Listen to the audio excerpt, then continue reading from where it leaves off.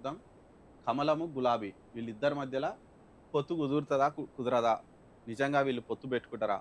అనేది ఇప్పుడైతే తెలంగాణలో ఉన్నటువంటి జనాలు, పొలిటీషియన్స్ అందరూ ఇదే ఇష్యూ మాట్లాడుకుంటున్నారు. ఎందుకంటే కేసీఆర్ గురించి తెలిసిన వాళ్ళు అందరూ గూడా ఒకటే అనుకుంటారు. కేసీఆర్ అందితే జుట్టు, అందకపోతే కాళ్ళు ఆ టైపు కేసీఆర్.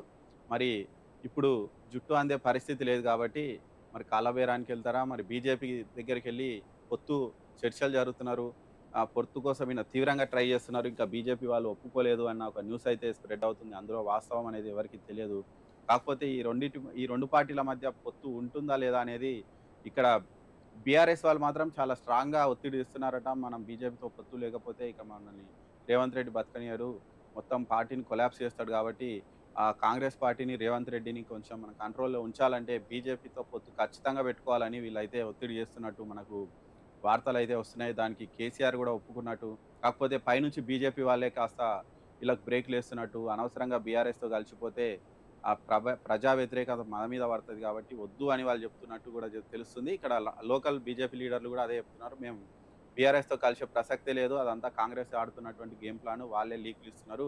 అలాంటి పరిస్థితి లేదు అని చెప్తున్నారు.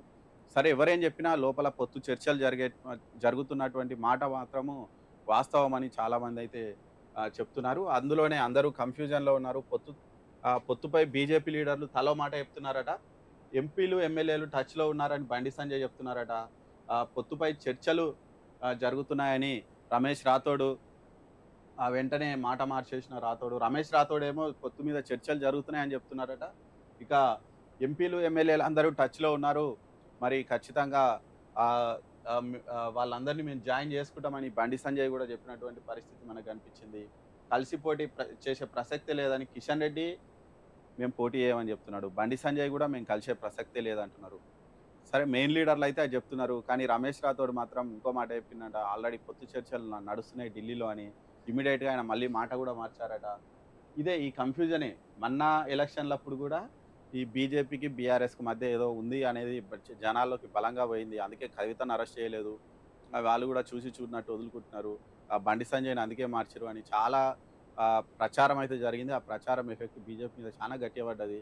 ఇప్పటికి గూడా చాలామంది బీజేపీ వాళ్ళు చెప్తుంటారు. ఒకవేళ ఆ ప్రచారమే గనుక జరగకపోతే ఇప్పుడు కాంగ్రెస్ ఉన్నటువంటి పొజిషన్‌లో మేము ఉండేవాళ్ళం.